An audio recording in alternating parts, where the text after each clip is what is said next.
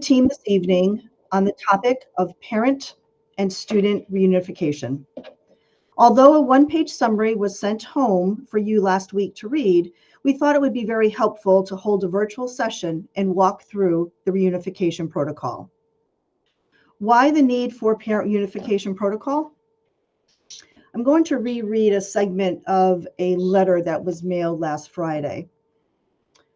As you're aware, school districts incorporate many types of drills and crisis responses into our safety preparedness training.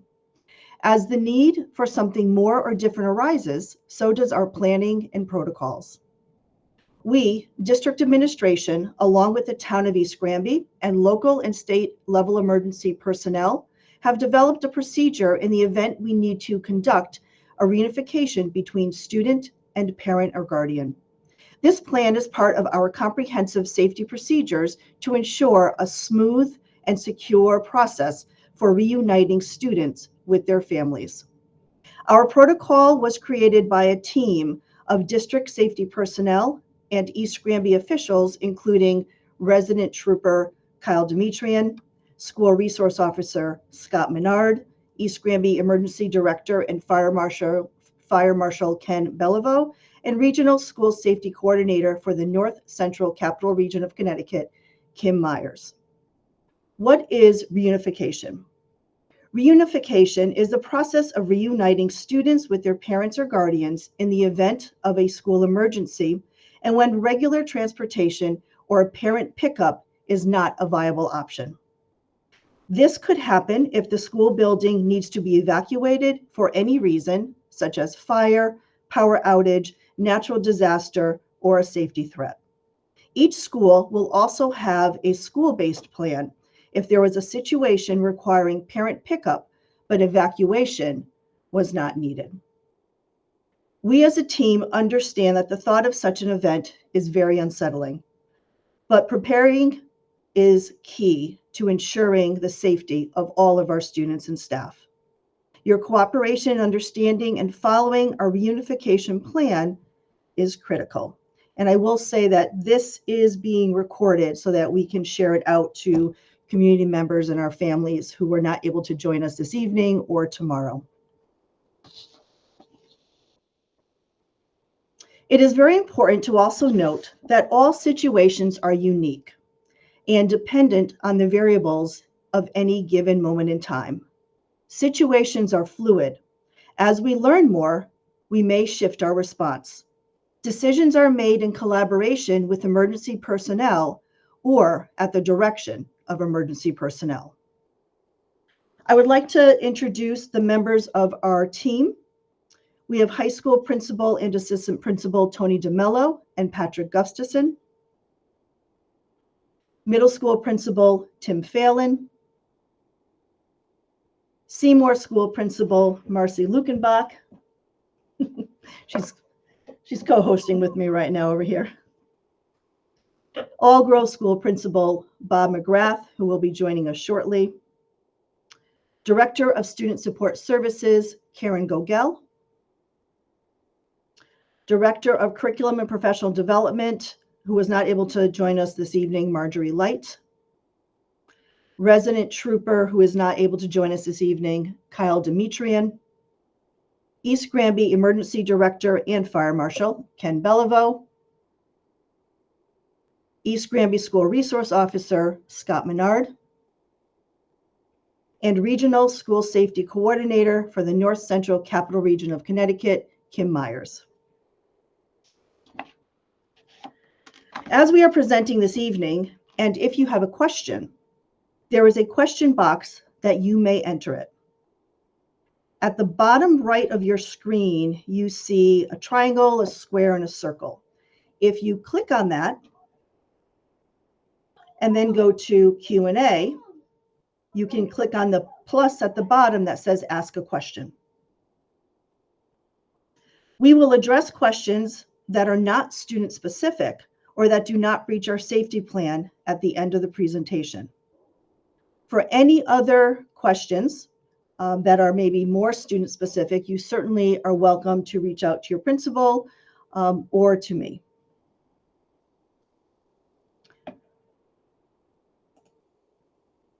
We're going to start with the one-page quick reference handout.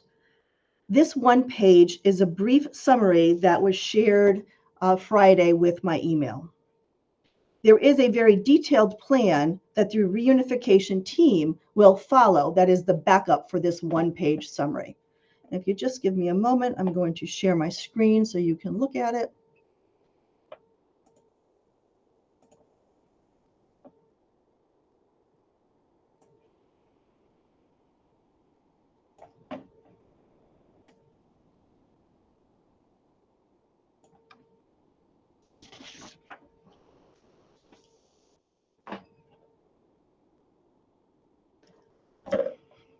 Number one is in regards to communication.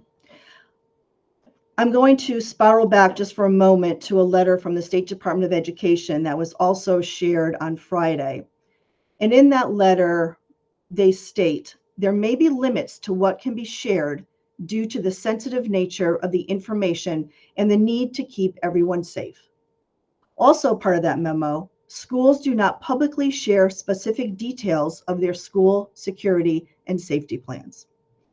The way we would operate if there's a need for parent reunification, and I'm just going to read the segment under number one, preparing for a safe and orderly parent reunification process will take time.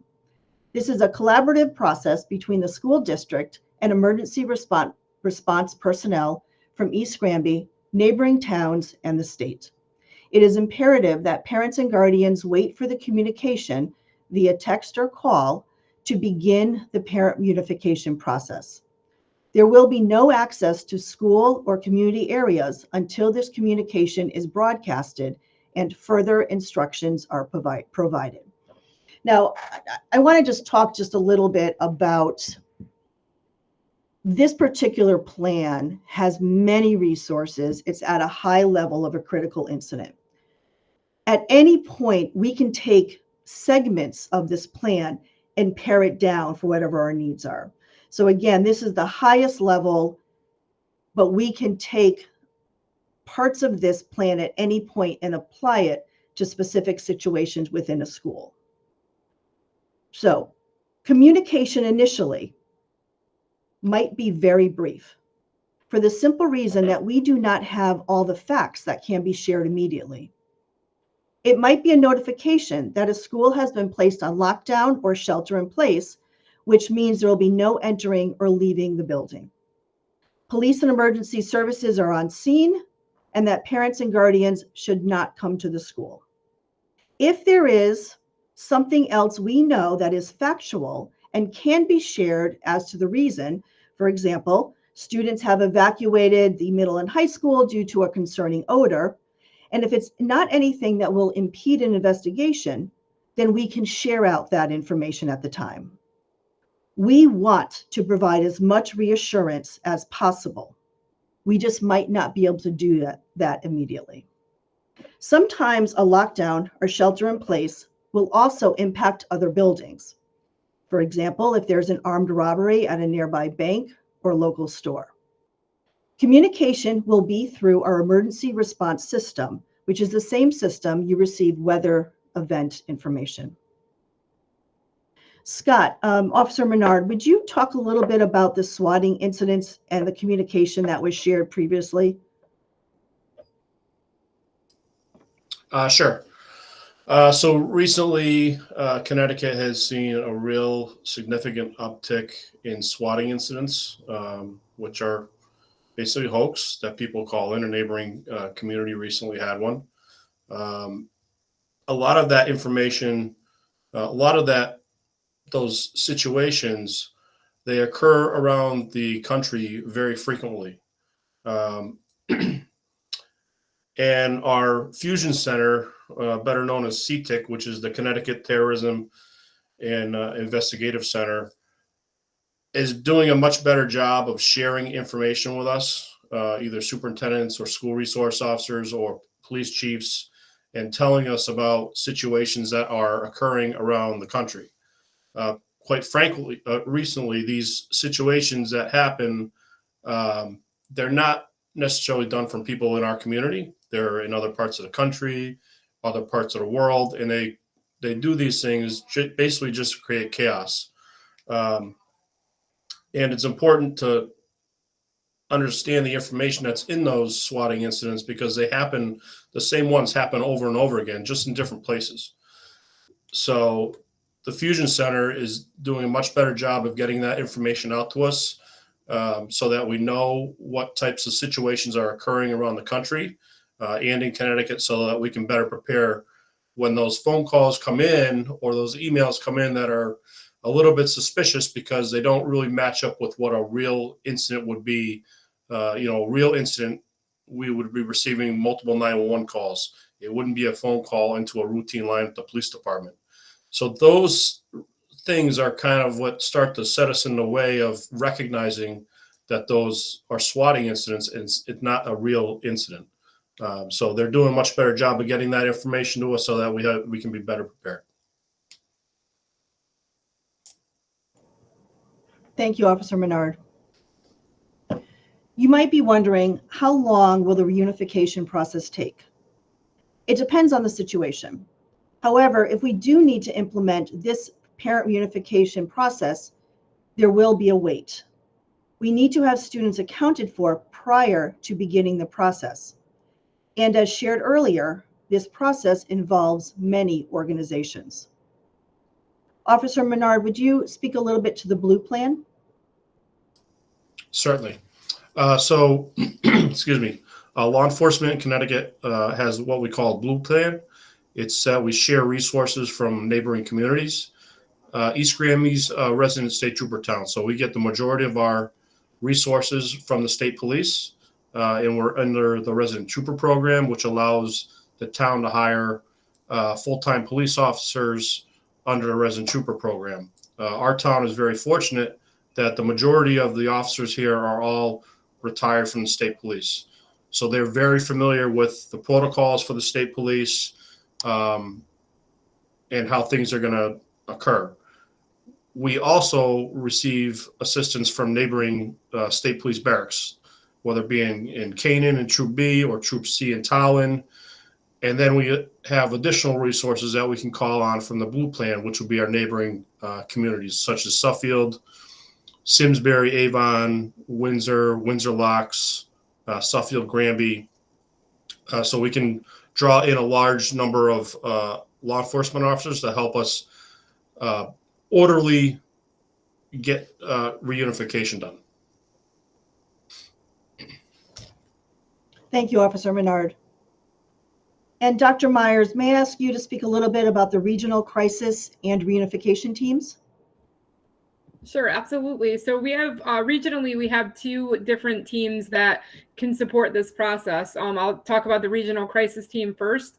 And that's a team that is comprised of volunteers from area schools that are mental health professionals. So school psychologists, school social workers, and school counselors that volunteer to be on the regional team, which is used for a deployment purpose to the district that would need mental health supports in the time of a crisis. So it's an additional layer of already the staff that's already at the district, but it's an extra layer of individuals to support the mental health needs during these types of situations that could call for extra support in that area. And the other team that we have regionally is the regional reunification team that's made up of also area towns that have the same language that's used in this process with roles and responsibilities. And they know what the entire process, they've tested it, they've trained in it, they understand how it all works. Then they come into the district to support the extra need for all hands on deck, basically, and will help the district that is requiring extra assistance in any capacity that would be needed during that time. Thank you, Dr. Myers. Anytime. I'm going to scroll down on our handout to number 2, which is proceed to family check-in. So you've waited as parents, as guardians, you know there's a situation, you'll receive another communication. This communication will begin the parent reunification process, and it will be conducted through the email and robocalls. It will direct parents and guardians to the designated parking areas and then identify the location for family check-in. Parents, guardians, and emergency contacts must be in our PowerSchool system, and anyone coming to pick up or be reunited with a student or child is required to have a photo ID. Buses will be available to transport from the parking area to family check-in. Yesterday, you received a link to update your PowerSchool emergency contact information. So please take a few minutes, if you haven't already done so. That information that you will submit goes directly into PowerSchool. And whether it's this process or any process that we have with dismissing students to parents or guardians, we will go off the emergency contact list that you submit. And it is very important to have a photo ID because, as both Officer Menard and Dr. Meyer shared, we will have people from other organizations, other towns, and we will not know who you are or your children. So it's very important to have an ID. Scrolling down to 3, student reunification form. At the family check-in, parent and guardian will be provided a student reunification form. This process will be dynamic, which means different for each family member depending on circumstances. Further instructions will be provided at the family check-in. If you just give me a moment, I'm going to switch over so that you can see what that form would look like.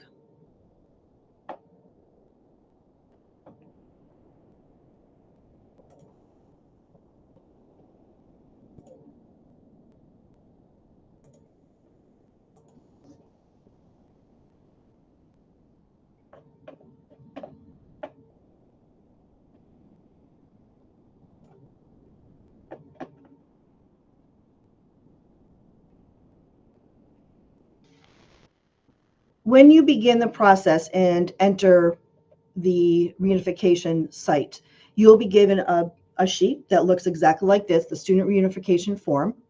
You'll be asked to complete the top part, which is the student last name, first name, school, grade, classroom or homeroom teacher, if it's known, your name or the person who is picking up the child, and the relationship to that student. We will have staff that will then take this form. They will document the time.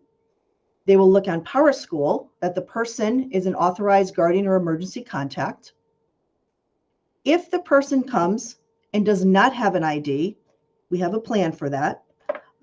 Obviously, if there is an ID, it's going to make it easier. But if there is not an ID, we have a way of, and we have a section of our space that we will contact a parent or guardian to gain that authorization for someone if they don't have an ID. We will check IDs and driver licenses.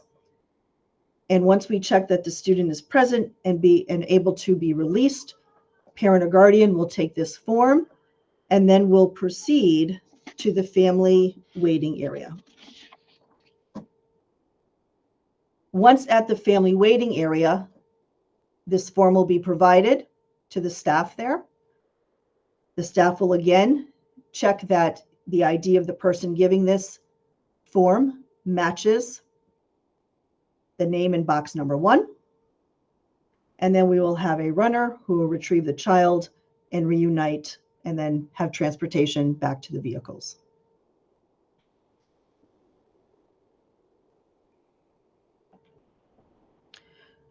For students who have left a building, I'm going to flip back to my other form.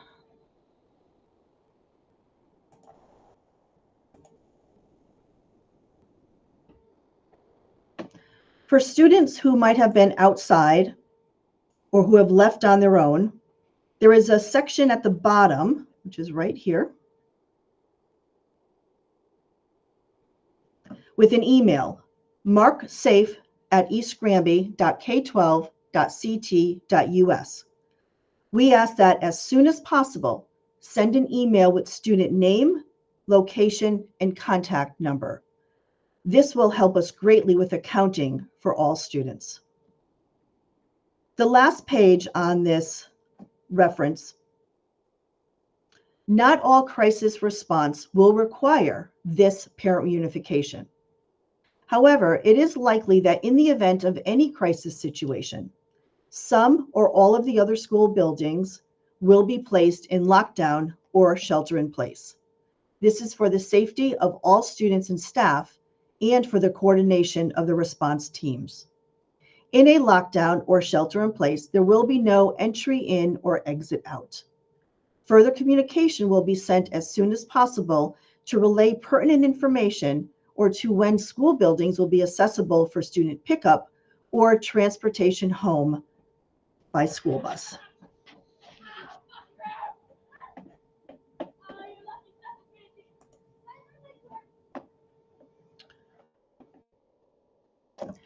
I hope that this presentation provides some assurance.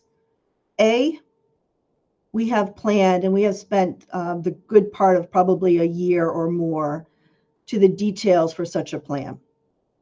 This is a plan if there was to be a critical incident. This is a plan we hope to never have to be faced with. But there may be something that occurs that is not of a high critical nature or loss of life, but requires us to reunite families with their student. So we wanted to reassure our community that we have put great time and care and thought into the details of being able to reunite and how we would do so safely and efficiently. You may print out that one-page document that was shared. We also have it printed on heavy cardstock, so it's easier if you wanted to grab it and kind of put it somewhere in your house that might be easier to find. I will have copies available in all of our school offices, so if you're in the office and want a cardstock copy, please feel free to pick one up or have your child or student go to the office to bring one home. They're not easy to fold, or I would have folded them up and sent them home, but those are available for you. I'm going to pause for a minute or two. And again, if you have a question, the bottom right of your screen where you see that triangle, square, and circle, if you click on that, you see Q&A, then ask a question.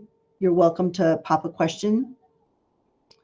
If you have something more specific, or if you think about it and you'd like to follow up, please don't hesitate to reach out to any of the principals, Officer Menard, Mr. Beliveau, or myself.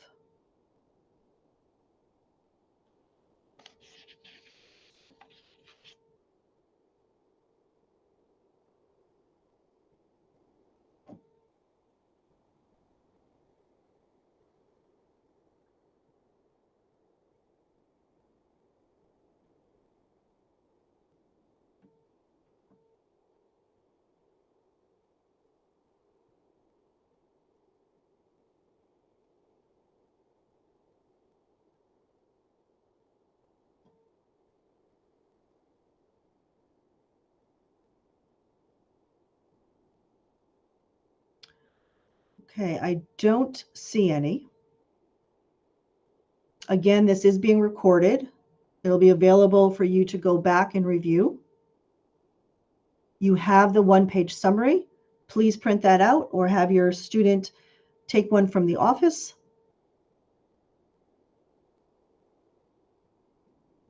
Then I guess I will just, again, thank you for your time.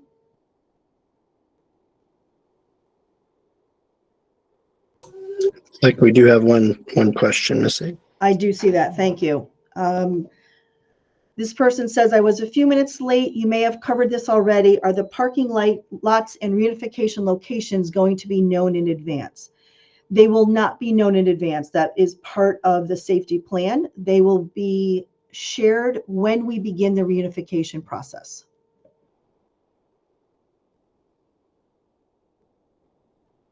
How is this being communicated to students so we can use the same terminology? Also, what about special needs students? Thank you for the question. Our principals have handled it a little bit differently depending on the developmental level of the students. I would ask you to reach out specifically to your principal to understand how that has been shared. However, we do drills as well. I know we have a drill coming up with our elementary children this week in terms of practicing and understanding some of the response and following directions. Special needs students, information has been communicated with the team that works with children of special needs. We have purchased particular adaptive equipment or anything that we've needed to safely transport our students or to keep students engaged, perhaps during a shelter in place. If for any parent who is the parent of a student with special circumstances, we invite you to reach out to the principal just to have a better understanding of the plan for your child. And we can communicate that more specifically one-on-one or to Karen Gogel. Thank you for those questions.